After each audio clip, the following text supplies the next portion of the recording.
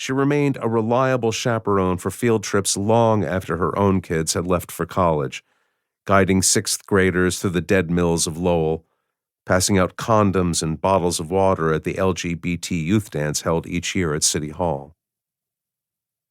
Where Deb found the time to perform these good works while bringing up two apparently well-adjusted children was a mystery. She had raised them on salmon and positive discipline, T. Barry Brazelton and after-school enrichment, prearranged playdates and Bill Nye the Science Guy, birthdays at the Boston Children's Museum and Plaster Fun Time. She had read them Maurice Sendak to fall asleep and played Caribbean folk tales on cassette.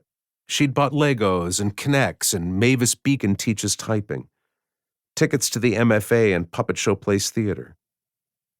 She'd signed them up for swimming lessons at the JCC and classes at the Russian math school in the afternoons. There were some, like Carla Cantor, who believed that Deb had invested too much time in her children, that there was something almost pathological about her level of involvement. But if Deb's critics disapproved of her methods, they couldn't argue with the results. Her daughter, Maya, worked at an august New York publishing house whose colophon, a fruit tree representing knowledge, was stamped on the spines of all the best books in the house. Her son, Gideon, was pre-med at Columbia, preparing to follow in the footsteps of her husband, Scott.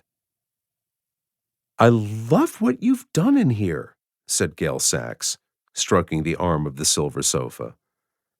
Gail, whose expansiveness was covered by a flowing floral caftan, owned a woman's clothing boutique on Harvard Street and knew something about fabric and color. After dinner, Deb said, "I'll give you the grand tour." Her financial planner, Marty Selzer, feigned defense. "Redecorating can be costly," he said. "I can't believe you didn't consult with me first." "She hardly consulted with me," Scott said. He sat in the second bergère and seemed to be resisting the urge to rest his feet on the beveled surface of the coffee table, at the center of which sat a hardcover copy of Frederick Law Olmsted, Designing the American Landscape. "I feel like a stranger in my own living room." Scott ran a private cardiology practice in the heart of the Longwood medical area, a concentration of hospitals and medical schools that accounted for roughly $1 billion of NIH funding each year.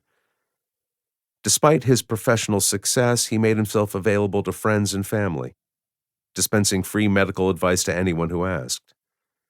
Standing 5'10" in his New Balance sneakers, Scott was by far the tallest of the Greenspans, with a forehead so vast it seemed to refer to the size of the brain tucked behind it. Owing to an infection he'd contracted as a child, his left eye was locked in a squint, fixing his face with a look of permanent irony. He always seemed to be staring at his life from afar and finding it almost too good to be believed. "I didn't know I needed permission," Deb said, watching the basket make its way around the room. "I didn't know I had to clear it with the man of the house."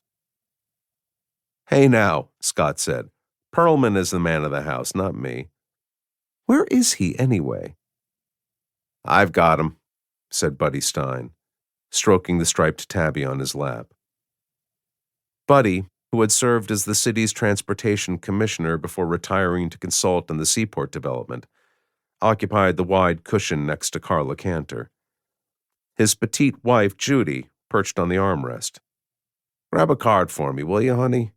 Little guy's purring like an engine over here." "Get this," Scott said, his thin lips canted in a crabwise smile. "My lovely wife gave our cat an IQ test." "You're kidding." Deb beamed. "Perlman is a genius." "Allegedly," Scott said.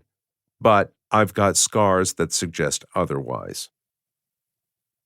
Sidney Cantor, scrolling through the news on his phone, dipped his free hand into the basket. "Nelson Mandela was just discharged from the hospital." "Put that